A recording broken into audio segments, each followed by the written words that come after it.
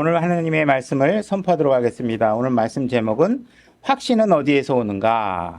본문으로는 고린도전서 1장 2절과 3절 우리가 같이 찾아서 함께 소리내서 읽고 하나님의 말씀을 계속 선포해 나가도록 하겠습니다. 고린도전서 1장 2절, 3절입니다. 자, 2절, 3절 같이 소리내서 읽겠습니다. 준비, 시작.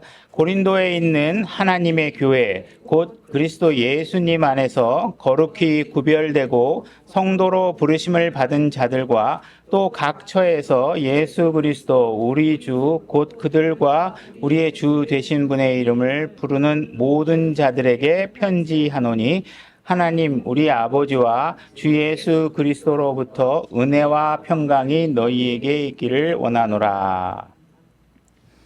네, 본문에서 읽은 본문은 따로 제가 지금 읽지는 않고요.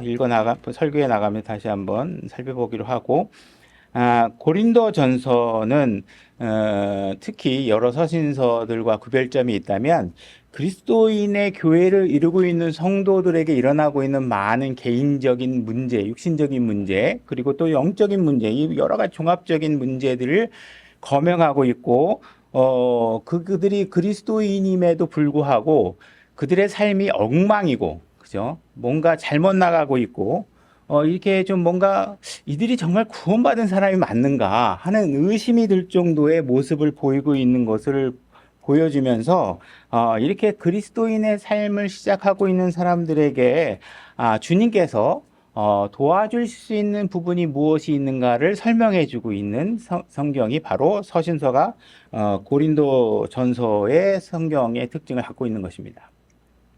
여러분들이 아마 고린도전서의 교회의 내용을 일어나고 있는 내용을 보게 되면 만약에 여러분들 사는 지역에 이런 교회 하나밖에 없다 그러면 아마 여러분들은 분명히 거의 100%에 가깝게 나 교회 안 나가. 저런 교회 내가 어떻게 나가? 아니 저기 교회에 있는 사람들 행동하는 것 좀 봐. 이거 뭐 진짜 뭐 엉망이잖아요. 그죠? 뭐 교회에 술 마시고 오는 사람이 있지 않나, 뭐 부부관계가 온전하지 않은 사람이 있지 않나, 뭐 그냥 주의 만찬을 엉망으로 만들어버리는 사람이 있지 않나, 뭐 교회 안에서 뭐 서로 고소를 하고 있지 않나, 이런 거 보면 여러분들은 100% 이런 교회라면 차라리 내가 집에서 예배를 드리겠어. 이렇게 생각하는 교회의 모델이 바로 이 고린도전서의 교회 내용입니다. 근데 여러분들이 놀랍게도 이 고린도전서의 교회들은요, 맨날 그런 일들이 벌어지고 있음에도 불구하고 그들은 매주 모였다는 거예요. 예배를 매주 모였고 매주 하나님한테 예물을 드렸고 매주 선포되는 하나님 말씀을 듣고 예배가 끝나기 무섭게 다시 그들이 또 싸우고 엉망인 삶을 되풀이할지언정 그들은 매주 모였다는 것이. 그러면서 그들은 자기의 엉망인 삶을 관찰하면서 그들의 삶이 내가 예수 그리스도를 믿었기 때문에 분명히 나의 삶은 변화되고 바뀌어질 것이고 새로운 삶이 시작될 거라는 그런 소망을 갖고 그들은 끊임없이 말씀으로 자기 자신을 변화시키기 위해서 그 삶을, 그리스도인의 삶을 멈추지 않았다는 것이죠. 그죠? 이게 바로 고린도전서의 삶의 특징이라는 것이에요. 그래서 이 결과가 어디에서 나타나느냐? 고린도 후서를 가서 보니까 이들이 완벽하게 다른 삶을 살고 있다는 사실을 우리가 보게 된다는 거예요. 우리 생각에는 그들의 삶이 전혀 고쳐지지 않을 거라고 생각했어요. 우리가 지금 우리 교회 안에 그런 일이 벌어졌으면 여러분들 아마 금방 다 떠날 거예요. 그죠? 그런 일들이 두드러지게 벌어지면 여기서 누구 한 사람이 어느 형제가 술 먹고 술이 벌거져 갖고 밤늦게 새벽 4시까지 마신 술이 안 깨가지고 여기 싹 나와 있고 뭐 그러면 아니 이 교회 어떻게 된 거야? 나 이런 교회 다시는 안 나가. 그죠? 그렇게 생각할 거 아니에요. 그죠? 여기 왔는데 여전히 그리스도인이라고 하는데 부부간에 문제가 있고 그 문제를 해결하지 못해. 교회에 왔는데 이게 도대체 하나님이 남자 여자로 창조해 놨는데 남자가 뭔지 여자가 뭔지 막 모르고 막 여자이고 싶어 하고 남자가 남자를 사랑하는 문제도 일어나고 막 이런 일들에 대한 이 상황이 벌어지고 아니 아버지의 아내와 막 그냥 그런 어떤 불륜을 저지르는 사건도 일어나고 이런 상황들이 벌어지는 걸 보면 이게 정말 우리들 생각에는 엄청나게 큰 문제라고 생각하고 있을 것이라는. 근데 하나님께서 바로 중심을 놓고 이 문제를 다루는 방식에 있어서 그들이 실질적으로 놓이고 있는 그들의 삶의 문제보다도 하나님께서 더 중요하게 다루고 있는 문제는 뭐냐면 형제들이 다른 형제를 귀하고 감사한 존재로 여기지 못하고 있는 부분에 대해서 하나님께서는 지적하고 있다는 거예요. 하나님께서는 가장 크게 다루고 있는 문제는 지금 여러분들의 주변에 있는 형제가 비록 여러분들의 눈에는 엉망인 삶을 살고 있지만 그들이 뭐예요? 지옥에서 갓 탈출한 동일한 은혜를 받고 한 자리에 모인 사람이라는 사실에 대해서 감사할 줄 모르고 있다는 사실에 대해서 하나님께서 지적하고 있는 거예요. 그죠? 여러분들이 막 사형 직전에 내일 사형인데 감옥에 갇혀 있는데 극적으로 어떤 상황에 대해서 탈출했으면 옆에 그 같이 탈출한 사람이 나 혼자 탈출한 게 옆에 있는 사람이라 가지고 같이 있다는 자체만으로 여러분 감사하지 않겠어요? 탈출의 대열에 놓여 있다면, 그죠? 그 사람들에게 너는 무슨 뭐 어떤 철학을 갖고 있어, 어떤 생각을 갖고 있어, 이런 거 물어봐가면서 기뻐하고 안 기뻐하고 그럴 처지가 아니잖아요, 그죠? 지금 우리는 지금 당장 내일이면 죽을 상황이었는데 그 상황에서 누군가의 은혜로 그 탈출의 배에 같이 옮겨 타게 되면 그 자체만으로 그냥 같이 손을 잡고 막 탈출의 영광의 노래를 부르지 않겠냐는 거죠, 그죠? 그래서 이런 상황에 대해서 지금 하나님께서 우리가 이런 여러분들이 구원받은 상황이 무엇 때문에 구원받았는지를 자꾸 잊어버리고 있다는 거예요. 너희들이 잘나서 구원받은 게 아니라는 거예요. 예수님을 믿고 구원을 받고 그분의 의로 구원을 받았는데 마치 옆에 있는 사람이 마치 의를 행해서 구원을 받은 사람처럼 그리스도인이 왜 이래? 이런 관점을 갖고 자꾸 옆에 있는 사람을 본다는 거예요. 그죠? 우리 고린도전서 1장 1절부터 다시 한번 읽어나 보겠습니다. 1장 1절입니다. 하나님의 뜻으로 말미암아 예수 그리스도의 사도로 부르심을 받은 바울과 우리 형제 소스데는 고린도에 있는 하나님의 교회 곧 그리스도 예수님 안에서 거룩히 구별되고 성도로 부르심을 받은 자들과 또 각처에서 예수 그리스도 우리 주 곧 그들과 우리의 주 되신 분의 이름을 부르는 자들에게 편지하노니. 자, 지금 편지하는데 이 편지의 저자가 사도 바울만이 아니라는 사실을 여기서 언급하고 있는데 우리 형제 소스데네가 같이 이 서신의 지분을 갖고 있다. 뭐 어떻게 공동 저자가 됐는지 모르지만 이거는 바울 혼자 쓴 책이 아니다라는 사실을 얘기하고 있죠. 이 사실을 우리가 눈여겨볼 필요가 있습니다. 다시 말해서 우리가 나중에 나오면 얘기할게요. 3절. 하나님 우리 아버지와 주 예수 그리스도로부터 은혜와 평강이 너희에게 있기를 원하노라. 예수 그리스도를 통하여 너희에게 주신 하나님의 은혜로 인해 내가 너희를 대신하여 항상 나의 하나님께 감사하노라. 그죠? 지금 이 바울은 고린도 교회 성도들에 대해서 감사히 여기고 있어요. 근데 고린도 교회 성도들은 어떤 사람들이에요?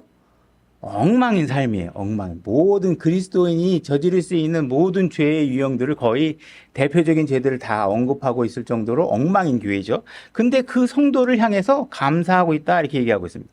5절 너희가 모든 일 곧 모든 말과 모든 지식에서 그분으로 말미암아 풍성하게 되었으니 그죠? 여러분들은 구원을 받게 되면 하나님을 아는 지식에서 점점 거의 실제로 모든 걸 다 받았지만 이 안에 모든 것들이 풍성하게 돼 있어요. 그런 것들을 발견해 나가시면 되는데 하나님께서 여러분들에게 많은 것들을 주셨습니다. 이것은 곧 그리스도의 증언이 너희 안에서 굳게 세워진 바와 같도다.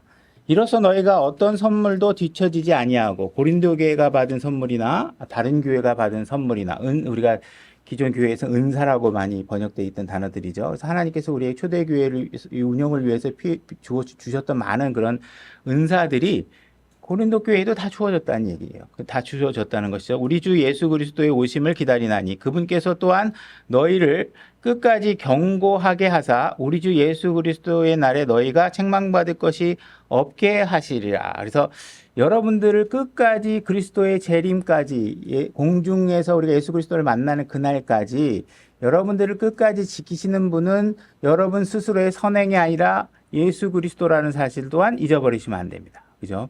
그러니까 여러분들은 정말 하나부터 지금 여러분들이 호흡하고 있는 이 숨 들숨과 날숨조차도 하나님의 은혜라는 사실을 발견할 수 있어야 여러분들이 하나님에게 감사하는 삶을 살 수 있어요.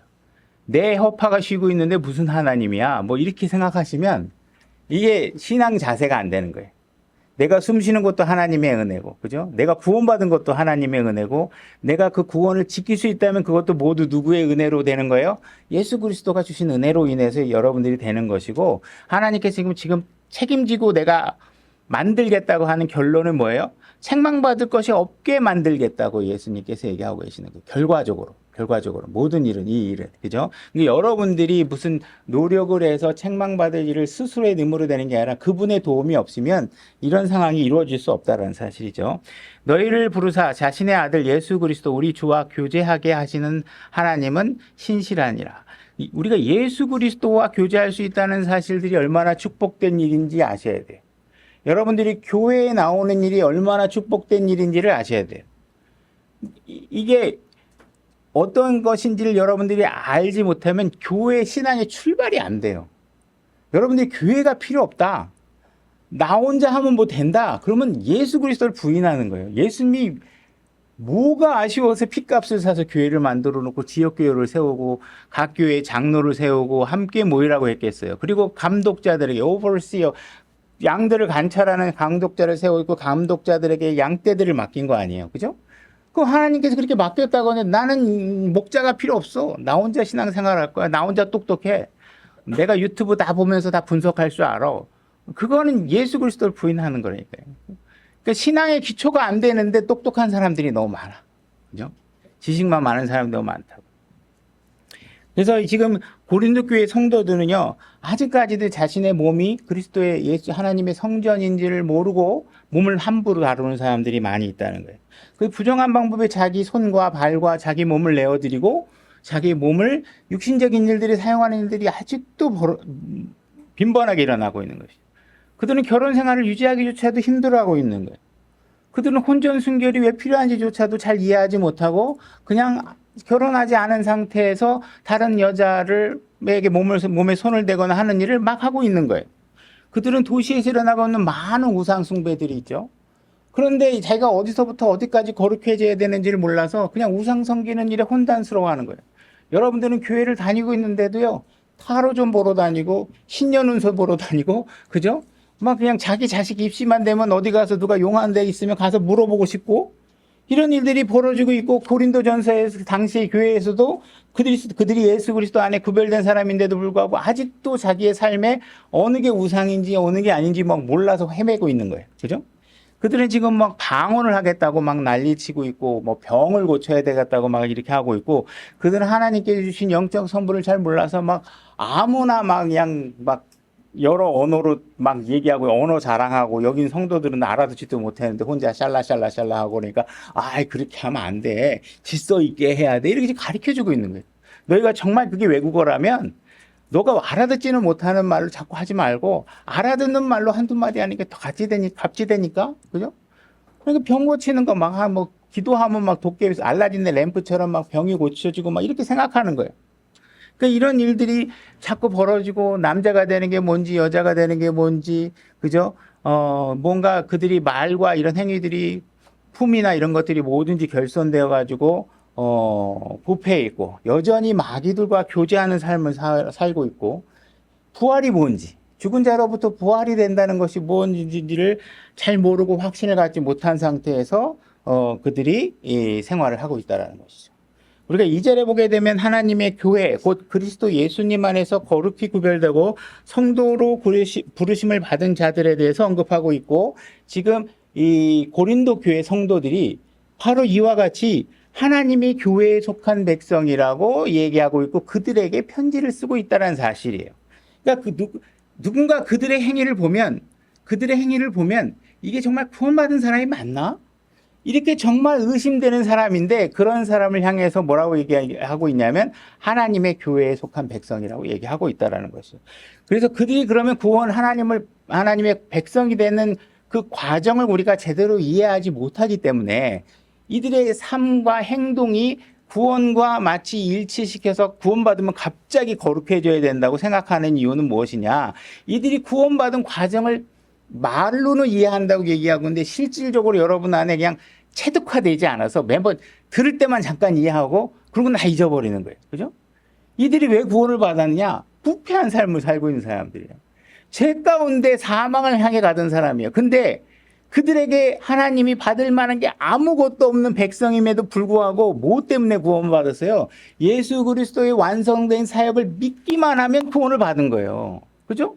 그러니까 그들의 구원은 그들의 거룩한 삶으로 인해서 얻어진 게 아니기 때문에 그들의 삶이 엉망진창인 사실이 그닥이 이상한 문제가 아니라는 거예요. 너무나 자연스러운 문제라는 것이죠. 그죠? 그래서 그들의 거룩한 삶과는 그들의 구원과는 아무 연관 조건이 없다라는 거예요. 그죠? 그러니까는 완벽하게 예수 그리스도의 의로 구원을 받았으니까 우리가 구원받은 게 여러분들이 남에 대한 평가는 냉정하잖아요. 그죠? 왜 저렇게 살아? 근데 뭘 못 봐요? 저 사람들은 날 보고 그 얘기 한다고. 날 보고 그 얘기를 한다고요. 저 사람은 구원받았다 그러는데 왜 저러고 있어? 그죠? 여러분들이 거룩하다고 얘기하면 그 사람들은 왜 혼자 거룩한 척 하고 있어? 이렇게 얘기할 거라고요. 나는 죄를 져도 떳떳하게 앞뒤가 떳떳하게 난 거룩하다고 얘기 안 하고 죄 짓잖아. 내가 너 정당한 거 아니야? 뭐 이런 식으로 우긴단 말이에요. 그러니까 여러분들의 의의 기준을 갖고 구원을 판가름하는 거는 문제가 있다는 거예요. 그렇게 판단해서는 안 되는 거예요. 그죠? 만약에 여러분들이 구원받은 사실 자체가 마치 나의 노력으로 된 것처럼 여러분들이 생각하거나 다른 사람의 노력으로 얻어져야 된다고 생각하면 모든 이야기들이 어떻게 돼요? 각자 이게 예수 그리스도의 이야기가 되는 게 아니라 뭐예요? 나의 이야기가 된단 말이에요. 그죠? 우리는 구원받은 게 100% 예수 그리스도를 통해서 구원받았다고 얘기하는데 자꾸 내 행위를 주장하고 다른 사람의 행위를 주장하면 그 사람에게는 예수님보다는 이 사람이 스스로 예수님을 도울 일들이 많이 있다는 건데 그럼 그 사람의 이야기가 되는 거 아니에요. 그런 이야기가 되면 안 되잖아요. 그죠? 그러니까 우리는 너무 내 자신을 과대평가하거나 또는 너무나 무능하다고 평가하는 방법. 나는 나 같은 사람은 안 돼. 이걸로 끝나면 이것도 내 얘기고. 그죠? 나는 나같이 거룩한 사람이 어딨어? 나같이 도덕적이고 법 없이 사는 사람이 어딨어? 이렇게 해도 이게 내 얘기가 된단 말이에요. 그러니까 예수 그리스도를 믿고 구원받는 우리 신앙의 삶이 자꾸 내 이야기로 초점이 이동이 되면 그리스도인 다음의 삶은 절대로 나올 수가 없다라는 거예요. 내가 구원받은 것도 하나님의 은혜고 내가 지금부터 의롭게 살아갈 수 있다면 그것도 성령님께 나를 맡기는 삶이기 때문에 가능하다는 사실을 명확하게 여러분들의 뼛속 깊이 이해를 해야만 여러분들의 그리스도인의 삶이 이루어져 간다는 거예요. 그죠? 지금 고린도전서에서 나오는 음행하는 사람들, 마귀들과 교제하는 사람들, 결혼 생활을 유지하기 힘들어하는 사람들, 이런 사람들이 여러분들도 아직까지도 그들이 구원받지 않고 성별된 사람이 아니라고 생각하는 것들은 여러분들의 그냥 생각이고 여러분들이 무슨 생각을 하느냐의 자체는 결코 하나님 앞에서 중요한 게 아니라 여러분들의 생각대로 구원받지 않은 것 같아. 그렇다고 그 사람이 구원 안 받는 것도 아니고 구원받은 것 같아. 그렇다고 그 사람들이 구원받는 게 아니라는 것이죠. 그죠? 그래서 여러분들이 그들이 구원을 받았다 안 받았다의 기준은 절대로 여러분들의 평가나 그들의 도덕적인 삶에 있지 않고 무엇이에요? 그분이 약속한 말씀과 그분이 제시한 방법대로 그가 헌신되어 있느냐, 그죠? 그 모든 방법들을 믿고 따르고 믿었느냐, 그러면 그거 자체로가 구원이 확정된 거란 말이에요. 그건 하나님과 예수 그리스도와 그 사람 간 사이에 이루어진 약정이라는 거죠. 그건 여러분들이 평가할 수 있는 부분이 아니에요.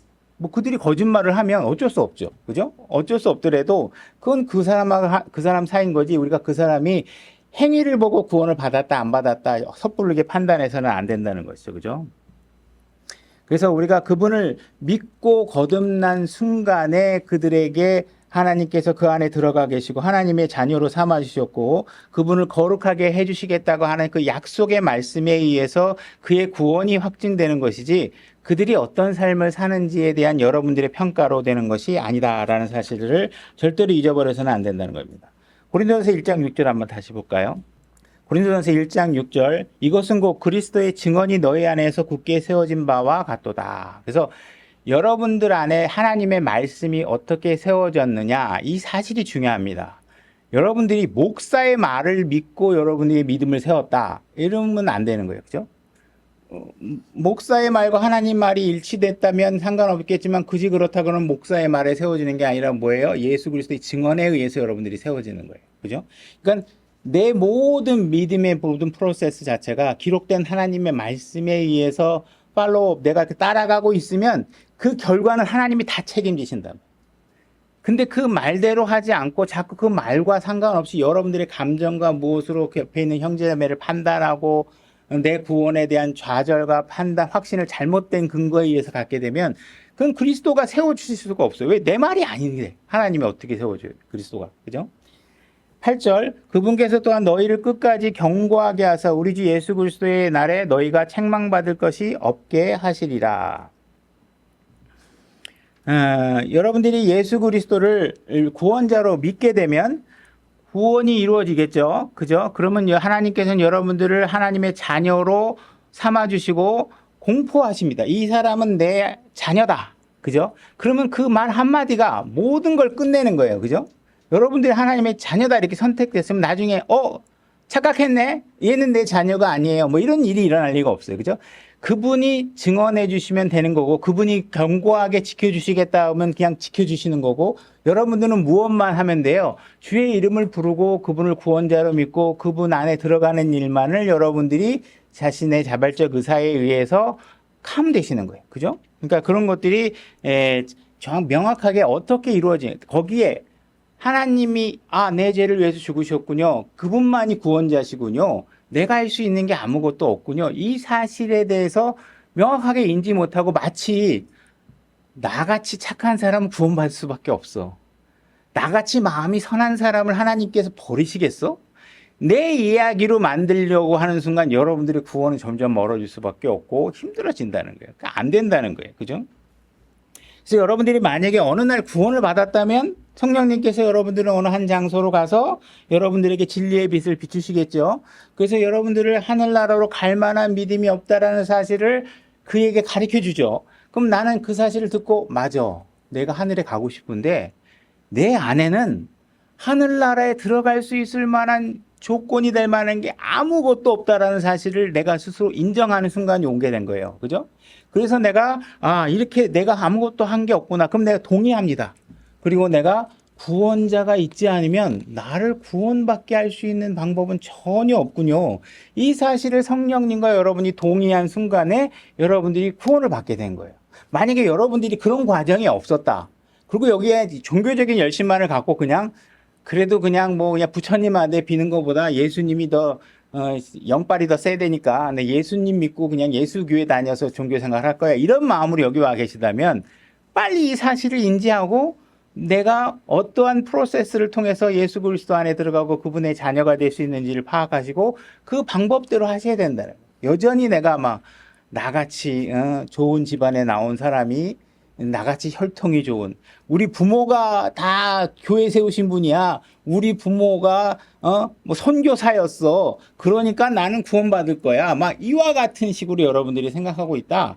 그럼 빨리 이거를 격파해내시고 되돌아보시고 여러분들이 어떻게 구원을 받았는지를 생각해 보시고 빨리 그 방법을 수정하지 않으면 그럼 구원받지 못한 채 다니고 있는 거예요. 구원받지 못한 채 다니고 있는 거예요. 여러분들이 구원받고 난 이후에 여전히 감정적인 문제가 있다. 욱욱하고 분노를 참지 못하고 그죠?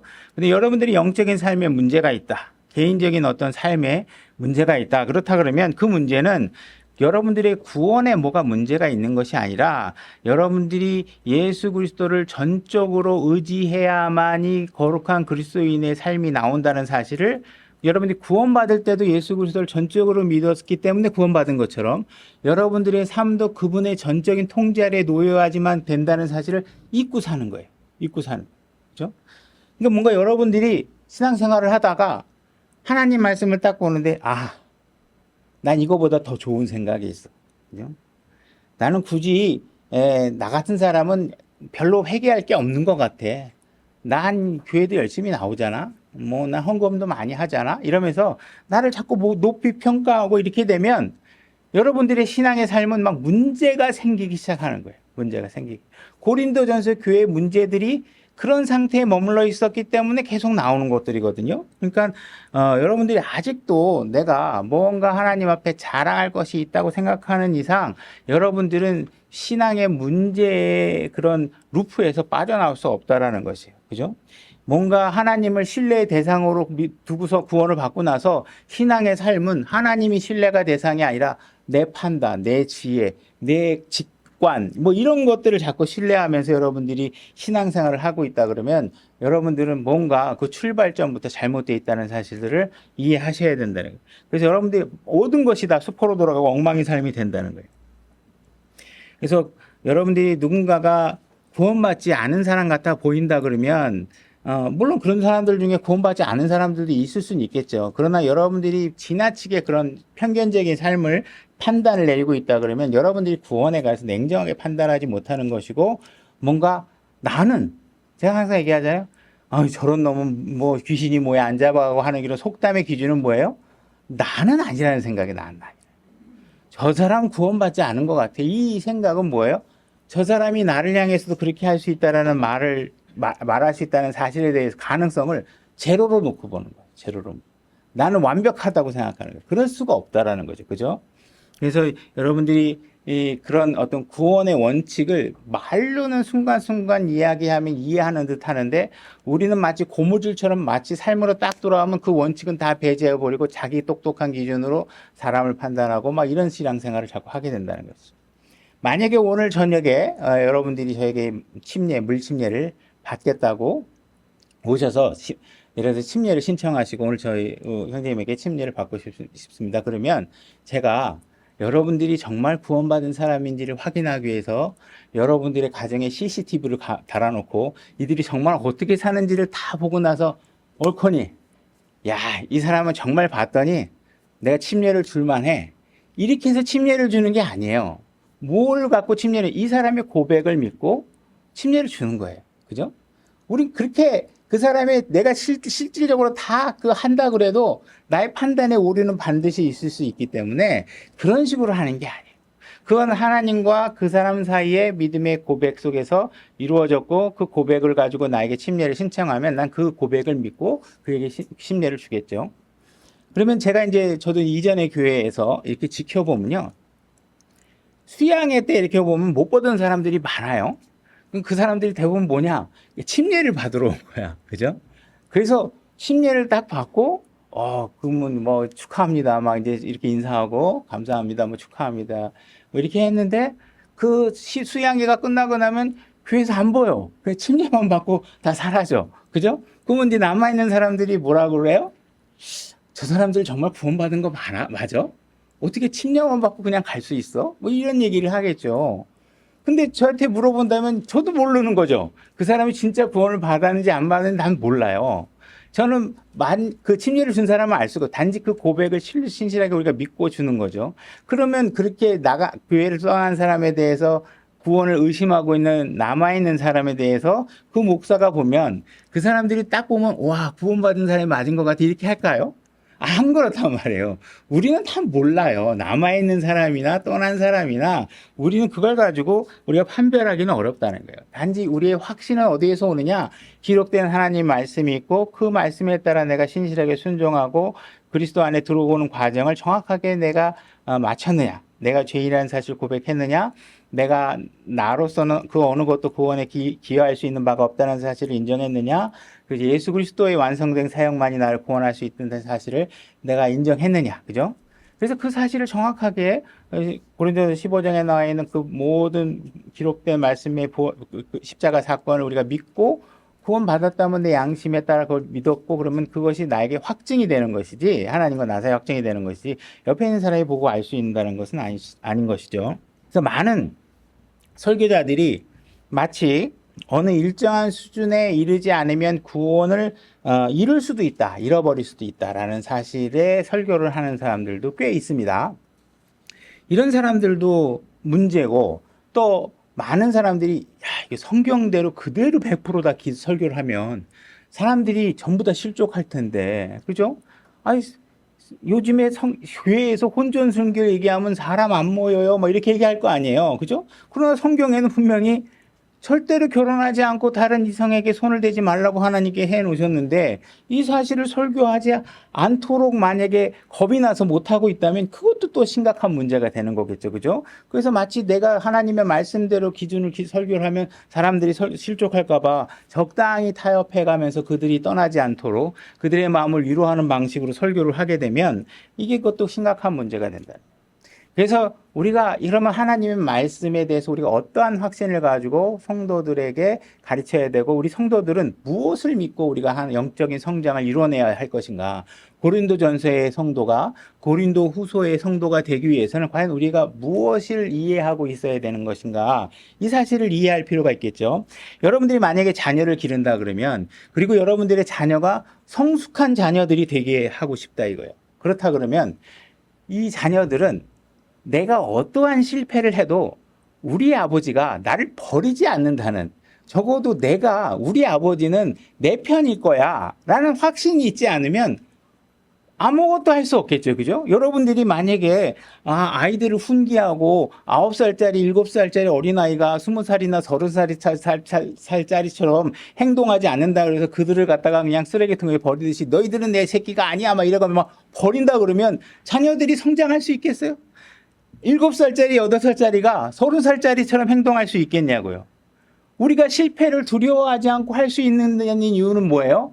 내 아버지가 나를 버리지 않고 내 엄마가 나를 사랑한다는 확신이 있기 때문에 나가서 실수하면 친구들이 다 뭔가 날 때리면 그래도 우리 엄마 아버지는 날 보호해 줄 거야 하는 마음이 있으니까 살아가는 것이고, 그죠? 친구들이 뭐라고 괴롭혀도 그래도 집에 가면 엄마 아버지가 나의 지원군이 된다는 사실을 확실히 알기 때문에 우리가 성장할 수 있다라는 것이. 그래서 끊임없이 우리가 다시 시도하고 우리가 매번 실패하지만 언젠가는 이뤄낼 수 있다는 희망을 갖고 그들이 고쳐나갈 수 있는 건 뭐예요? 예수 그리스도 안에 들어온 이상 우리는 절대로 하나님 아버지의 버림을 받지 않겠다는 확신을 갖고 있기 때문에 그것이 가능하다는 거예요. 그러니까 여러분들이 이 사실을 하나님 앞에 실수할 수 있다는 사실을 갖다가 우리가 인정하고 그분의 도움이 더 필요하다는 사실을 인정하고 끊임없이 여러분들이 뭘 하셔야 돼요? 교회에 모이셔야 돼요. 하나님의 말씀을 들어야 돼요. 그죠? 그래서 하나님의 말씀이 무엇을 우리에게 지침을 가리키고 있는가를 우리가 자꾸 배우고 실패할 때마다 다시 우리가 하나님 앞에 용납을 도움을 받고 하는 일들을 다시 하셔야지. 만약에 내가 하다가 실패하면 내가 구원을 잃어버렸나 보다. 다시 구원을 받기 위해서 영접하고 다시 헌신해야 되고 다시 뭐 결심하고 막 강대상 앞으로 또 나가야 되고 막 이런 일을 하면 여러분들은 뭐예요? 계속 다람쥐 쳇바퀴 돌듯이 하는 거예요. 우리는 매번 죄를 지을 때마다 다시 구원을 받을 필요가 없죠. 그러나 우리는 매주 성장할 수 있고 매주 배울 수 있고, 그죠? 하나님의 그런 것들이 가능한 이유는 뭐야? 내가 하나님의 자녀이고 그분이 절대로 나를 버리시지 않는다는 확신을 가질 때만이 그 일이 내가 넘어져도 다시 일어날 수 있는 힘이 생긴다는 거예요. 그죠? 내가 딱 한 번 넘어졌는데 우리 아버지가 날 버려. 그러면 일어나고 싶지도 않을 거 아니에요. 그죠? 어떻게 일어나겠어요. 그죠? 그러니까는 여러분들이 엉망인 삶을 살지만 그래도 내가 성장할 수 있도록 기회를 주시는 하나님의 인내와 사랑들이 있기 때문에 여러분들이 자꾸 다시 시도를 해가면서 여러분들이 성장을 할 수 있다는 거예요. 여러분들이 다른 사람의 자녀들이 막 식당에서 막 뛰어놀고 막 교회 안에서 뭔가 버릇없이 굴고 그러면 여러분 마음에 어떤 생각이 들어요? 아유, 저 부모 누구야 저거. 아우, 저 자식 저거 그냥 내 자식이었으면 그냥 가서 그냥 한 대 혼내줄 거야 막. 이게 막 이런 마음이 막 들잖아요. 그런 마음이 막 들 때가 많아요. 근데 막상 내 자식이 막 식당에서 막 뛰어놀고 막 교회 안에서 버르장머리 들면 진짜 남의 자식에게 했던 그 말 그대로 자기 자식이 가서 한 대 후려칠까요? 못한단 말이에요. 왜 못할까요? 여러분 자녀에게는요, 여러분이 그동안 쏟아놓은 사랑과 애정과 관심과 마음이 있기 때문에 여러분 자녀에게는 함부로 대할 수가 없어요. 근데 남의 자식에게는 왜 함부로 얘기할 수 있어요? 그 사람 자녀들에게 내 마음을 쏟아놓은 시간도 없었고, 기간도 없었고, 마음의 분량도 없었어요. 그러니까 그냥 그 죄만 보고, 현상만 보고 냉정하게 뱉어버리는 거죠. 그러나 여러분의 자녀에 대해서는 어떻게 돼요? 여태까지 내 자녀로 내 배가 아파서 나고 그냥 똥오줌 다 기저귀 갈아내고 그냥 우는 거 밤새 개우고 지켜내고 달래고 병원에 뛰어가고 그죠? 막 이렇게 해서 기른 아이가 어느 날 순간 잘못했다 그래가지고 엄마 너 나가 이 새끼야 뭐 이렇게 못한단 말이에요. 우리 하나님도 뭐예요? 여러분들을 혼을 구원하기 위해서 그분이 쏟아놓은 마음과 헌신과 희생이 어마어마하시기 때문에 당신의 자녀에 대해서는 그렇게 함부로 여러분들에게 대할 수 없다라는 거예요. 내 자식에게는 잘못하면 어떻게 돼요? 뭐 사업하다 실패했으면 부모로서 어떻게, 야, 너무 걱정하지 마. 다시 할 수 있는 거지, 자식아. 임마, 젊잖아, 너. 실패가 공부야. 우린 다시 할 수 있다니까. 이렇게 격려하시잖아요. 그죠? 우리 아버지도 마찬가지라고요. 우리 하늘에 계신 아버지도 우리가 영적 성장에 실패할 때마다 괜찮아. 내가 너 잡아줄게.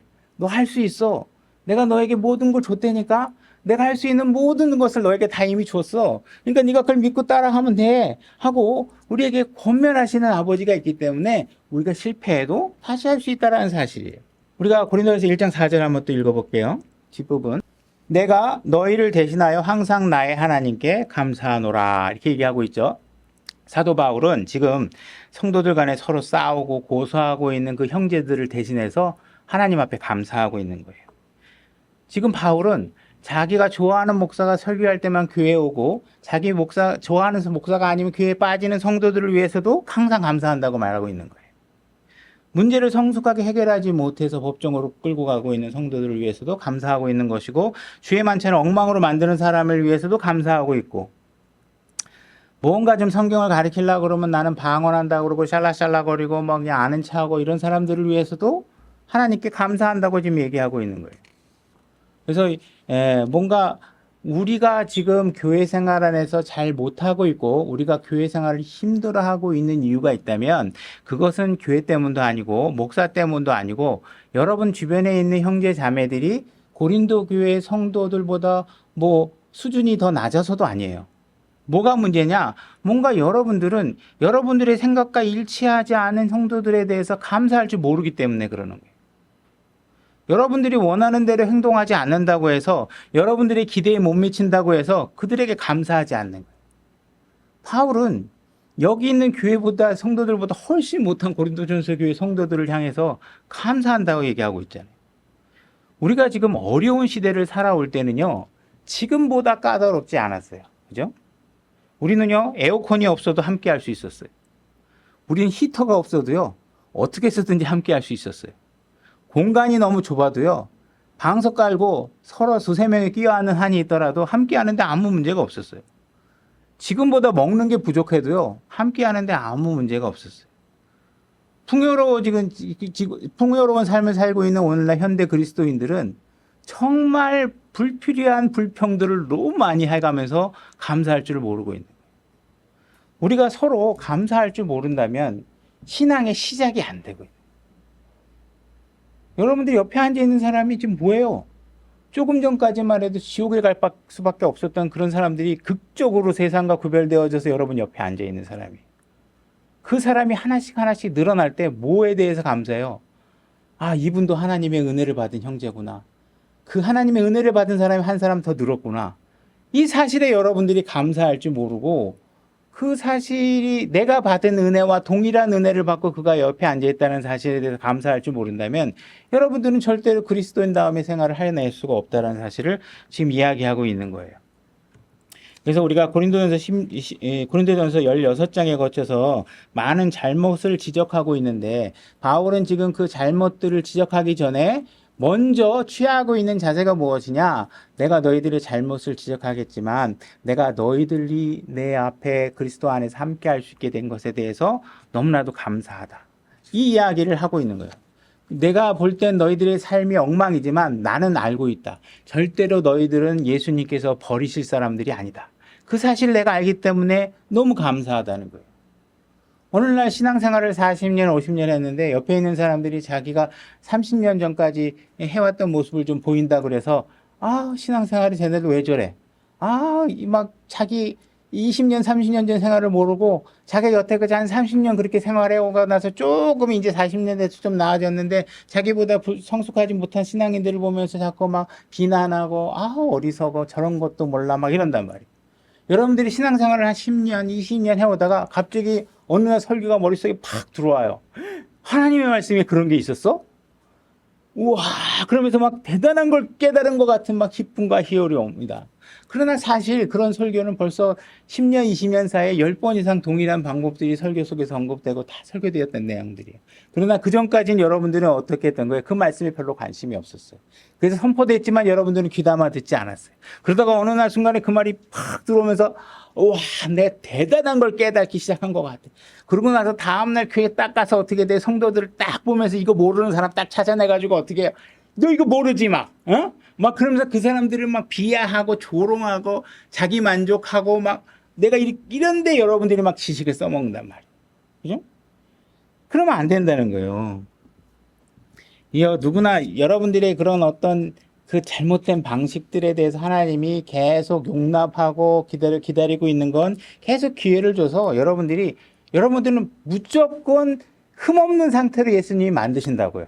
그 일에 여러분들이 얼마나 일조를 할 수 있는지는 여러분에게 달려있는 거고 그것이 그리스도 심판석 앞에서 보상으로 주어질 것이라는 거예요. 그 일의 보상을 하나님께 주고 싶은데 줄 수 있게 해달라는 것이죠. 1장 4절 한번 보겠습니다. 자, 4절 읽겠습니다. 예수 그리스도를 통하여 너희에게 주신 하나님의 은혜로 인해 내가 너희를 대신하여 항상 나의 하나님께 감사하노라. 지금 바울이 감사하는 건요. 내가 고린도 교회 성도들의 멋진 삶을 보니 하나님 앞에 감사하노라. 이렇게 얘기하고 있지 않아요? 뭐냐? 그리스도의 은혜를 통해서 내 옆에 있게 된 사람들로 인해서 내가 감사하다고 얘기하고 있는 거예요. 그들의 행위의 멋짐과 부족함을 통해서 내가 감사라는 게 아니라 은혜 안에 같이 들어온 지체가 있다는 것만으로 나 감사하다는 거예요. 그죠? 지금 감옥에 탈출해서 이 배에 같이 너도 이 기차에 같이 탄 거야? 구원의 열차에 탄 거야? 이것만으로 그냥 감사하다는 거예요. 너무 감사하다는 거예요. 너 그때 내가 지옥에 바로 내일 사형수 목록에 너 있는 거 봤는데 너도 여기 들어왔어? 이게 감사한 거야. 너 그 전에 뭘로 살았어? 이거 갖고 하는 게 아니고, 지금의 모습이 뭐 되게 멋있어서 감사하는 게 아니에요. 그죠? 은혜 안에 들어왔다는 게 감사하는 거예요. 5절.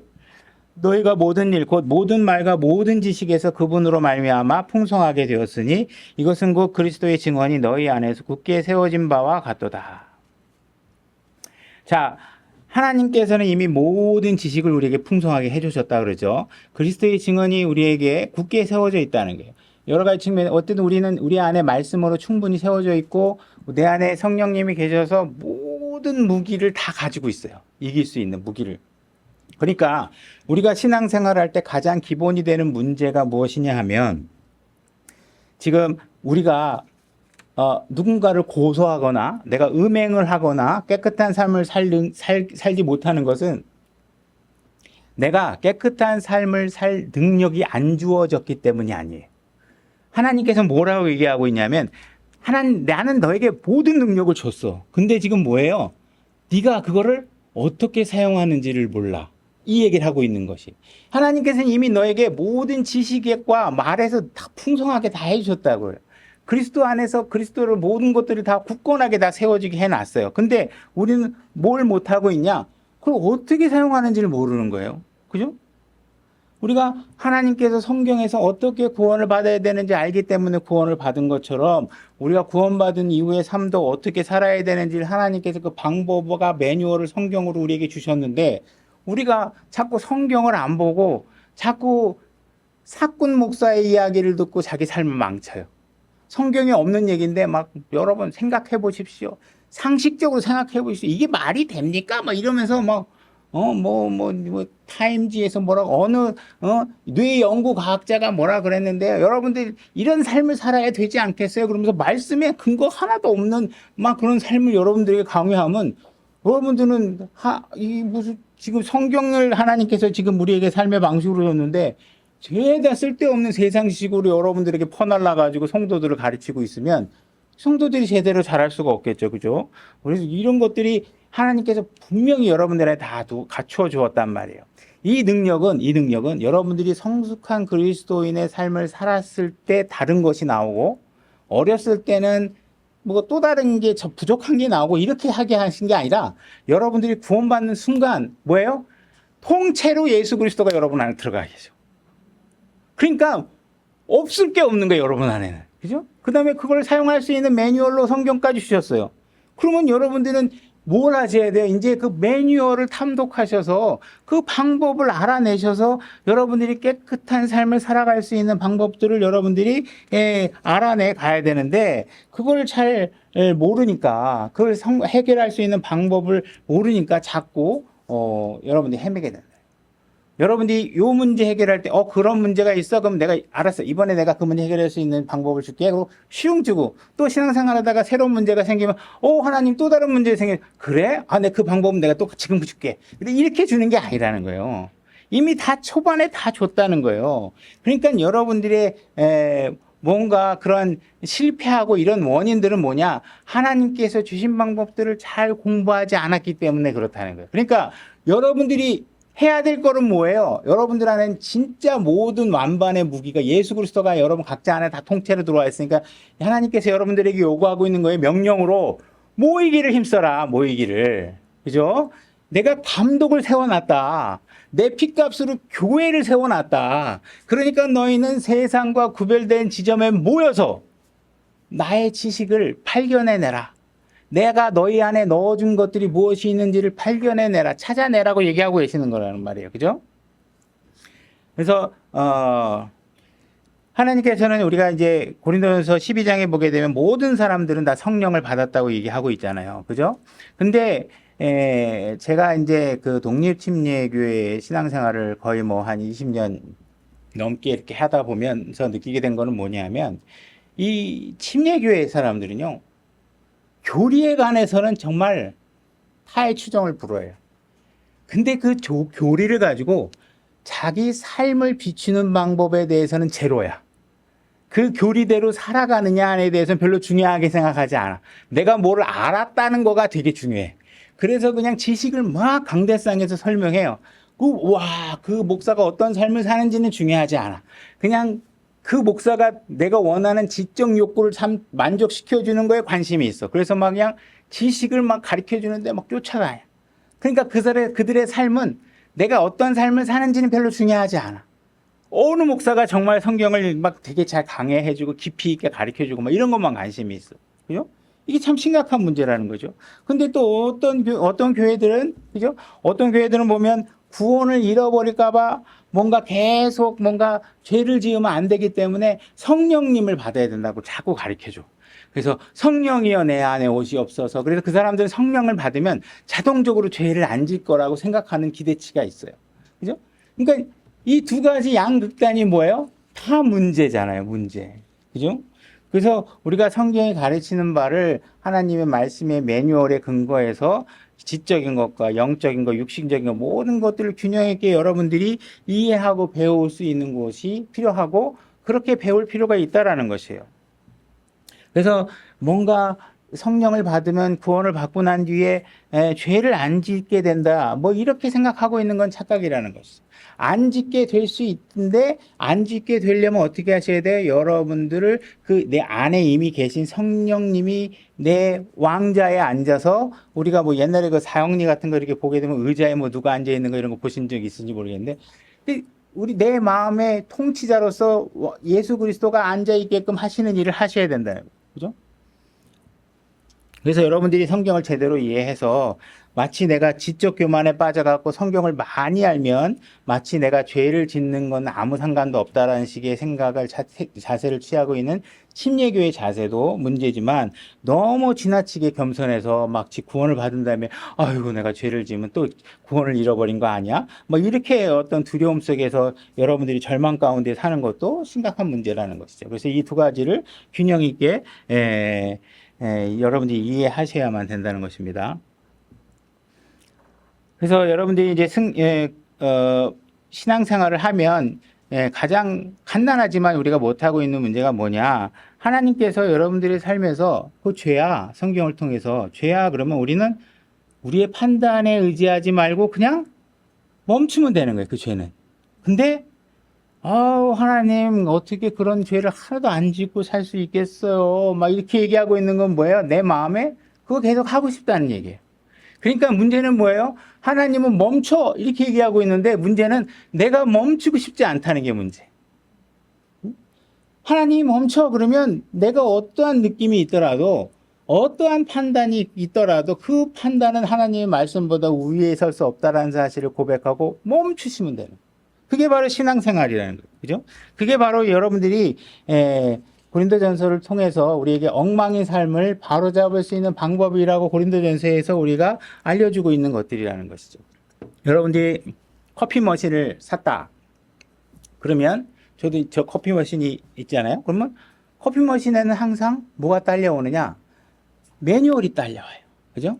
그래서 그 제품을 딱 받으면 이게 해외 직구 제품이면 어느 나라에는 전압을 몇 볼트를 써야 되고 어느 나라는 전압을 어떻게 써야 되고 그죠? 그걸 설정해야 하는 방법이 있겠고 국내에서 안전하게 수입된 거라 그러면 그런 고민은 없겠지만 무슨 사인이 나타나면 뭘 해야 되고 무슨 경고등이 나면 뭘 해야 된다는 것들이 매뉴얼이 쫙 나와 있어요. 그죠? 근데 만약에 내 매뉴얼을 팽개쳐 놓고 내 직관대로 아무 버튼이나 막 누르면 어떻게 될까요? 이 고장률이 어마어마하게 높아지겠죠. 그죠? 하나님께서는 여러분들을 너무나 완벽하게 잘 사용할 수 있는 능력들을 그리스도를 여러분 안에 내주해 주시고 그 다음에 성경을 통해서 여러 것을 어떻게 활용하는 방법을 알려주셨는데 여러분들이 성경을 팽개쳐 버리고 여러분들의 직관대로 하나님은 이런 걸 좋아하실 거야. 하나님은 이러실 거야 하면서 여러분들 마음대로 여러분들이 생활을 한다면 여러분들의 삶은 엉망이 될 가능성이 훨씬 높겠죠. 그죠? 이미 커피 머신 제조사에서는 커피 머신을 너무나도 잘 만들어 놓고 이 설명대로 따르면 3개월에 한 번씩 어떻게 청소해주고 뭐 등등 예를 들어서 그런 거 해준 대로 해주면 잘 사용할 수 있을 텐데 그거를 막 팽개쳐 버리고 나서 여러분들의 막 아무렇게나 쓰고 나서 제조사에 대해서 막 컴플레인만 한다 그러면 시간만 많이 걸릴 거 아니에요. 그죠? 계속 제대로 사용할 기회는 별로 없이 엉망으로 사용하다가 망가뜨리는 확률이 엄청나게 높아지시겠죠. 그죠? 그래서 여러분들이 그 하나님의 말씀을 통해서 지옥으로 가는 길에서 발걸음을 돌리셨다면 여러분들이 그분이 기록해 놓은 방법대로 구원 이후의 삶을 살면서 여러분들의 하나님을 만나는 그날까지 여러분의 엉망인 삶을 바로잡는 일을 노력해야 되는데 그 노력을 하지 않으면 안 된다는 거예요. 그 노력하라고 성경에 써 있는 거예요. 여러분들에게 성경을 주신 목적은 바르게 살도록 교훈과 그죠? 권면과 책망과 이런 교리와 이런 것들을 위해 주셨다. 그거 왜 준 거예요? 지금 이 땅에서 살라고. 이 땅에서 그걸 살라고. 근데 이 땅에서의 삶은 엉망이고 막 지식만 하고 누가 요한계시록 강의 잘한대. 누가 에스겔 강의 잘한대. 이런 것들만 해가지고 그냥 제목만 적그리스도만 나타나면 조회수가 막 어마어마하게 올라가. 조회수 높이는 키워드가 적그리스도야. 적그리스도 총정리 이런 거 그러면 막 조회수가 어마어마하게 올라가. 그냥 그런 것만 자꾸 관심을 가지고 예수님은 지금 적그리스도 신경 쓰지 말라고 그런 것 때문에 흔들리지 말라고 얘기하는데 막 적자만 적혀도 막 흔들려 막 그쪽으로 가가지고 그러지 말라는 거예요. 여러분들의 삶을 바르게 살아내라는 거예요. 고린도전서 1장 5절 다시 보겠습니다. 너희가 모든 일, 모든 말과 모든 지식에서 그분으로 말미암아 풍성하게 되었으니 이것은 곧 그리스도의 증언이 너희 안에서 굳게 세워진 바 같도다. 이로써 너희가 어떤 선물에서도 지쳐지지 아니하고 우리 주 예수 그리스도의 오심을 기다리나니 그분께서 또한 너희를 끝까지 견고하게 하사 우리 주 예수 그리스도의 날에 너희가 책망받을 것이 없게 하니라. 지금 너희가 어떤 선물에도 지치지 아니하였다 이렇게 얘기했죠. 그래서 아까도 얘기한 것처럼 고린도 교회가 받은 영적 선물은 빌립보 교회가 받은 영적 선물보다 뒤처지거나 다른 것을 받은 것이 없습니다. 못 받은 것이 없는 거죠. 그래서 골로새서 교회 같은 경우에도 동일한 은사들을 받고 선물들을 받아서 잘 행하고 있었고 에베소 교회 같은 경우는 첫 번째 서신서에서는 그들이 모습이 굉장히 지상에 있는 어느 교회보다도 가장 우수한 교회였다는 사실을 증언해주고 있는데 요한계시록에 가게 되면 요한계시록의 7교회 중에 그 교회 중에 그 에베소 교회의 상태를 보게 되면 첫사랑을 잃었다 이렇게 얘기를 하고 있습니다.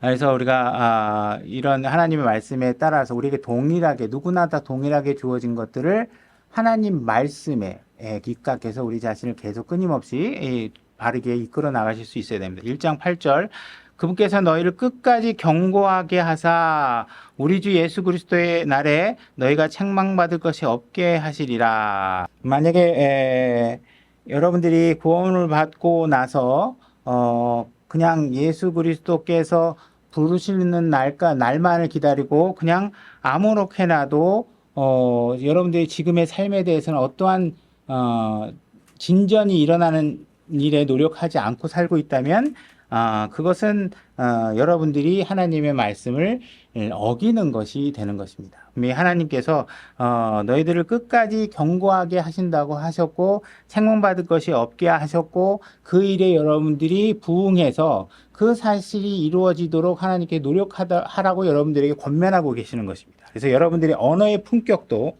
높아질 필요가 있고 성도 간의 관계도 좋아질 필요가 있고 그죠? 여러분들의 생각도 좀 나아질 필요가 있는 것이죠. 이런 거에 대해서 아무 진전도 일어나고 있지 않다 하는 건 여러분들이 아무 노력도 하고 있지 않다 이런 얘기와 마찬가지인 것이죠. 그래서 마치 여러분들이 하나님께 구원 받았으면 난 그냥 예수님 공중 재림하실 때 하늘나라에 들어가기만 하면 돼. 그리고 나는 이 땅에서의 삶은 별로 구원받은 사람처럼 살고 싶지 않아 라고 작심한 것처럼 여러분들이 아무런 진전을 이뤄내지 않는다 그러면 여러분들은 하나님의 말씀에 충실히 이행하지 못하고 있는 것이 되는 것입니다. 그래서 저는 여러분들의 소망이 되기도 원하지만 여러분들이 만약 오늘 하나님께서 하늘로 불러 올리신다면 여러분들이 이제 바뀌어야 될 것은 영광스러운 몸만이 남아있을 것이다 라는 남아있게 하고 싶다라는 각오를 가지고 그 나머지 모든 육신의 죄에 관한 것들은 다 바로잡아서 이제 주님께서 그냥 영광스러운 몸만 탁 갖다 결착시키면 더 이상 예수님께서 더 이상 손볼 게 없다 하는 정도의 상태까지 여러분들이 만들어 놓으시는 모습이 되길 바라고 여러분들이 그런 노력을 해주시는 분들이 원합니다. 되기를 원합니다. 그래서 고린도전서는 어떤 다른 사람들의 죄의 목록을 열거한 것이 아닙니다. 그 다음에 뭐 끔찍한 죄가 이런 것들이 있다라고 여러분들에게 정보를 제공하려고 하는 것이 아니라 그리스도 안에 있는 사람들이 완전함으로 이끌어가기 위해서 이 책은 반드시 필요한 책이다. 그리고 이 책의 결과는 고린도 후서에 나타나고 있다. 이 사실을 우리에게 알려주고 있는 것이죠. 그래서 누구라도 내가 주님의 사랑과 기쁨과 희망, 화평과 일치할 수 있는 삶을 살고 싶다면 이 고린도전서의 책은 굉장히 여러분들에게 유익한 책이 될 것이라는 것입니다. 오늘날 현대 그리스도인들에게는 고린도전서가 별로 설교하고 싶지 않은 책에 해당될 수 있습니다.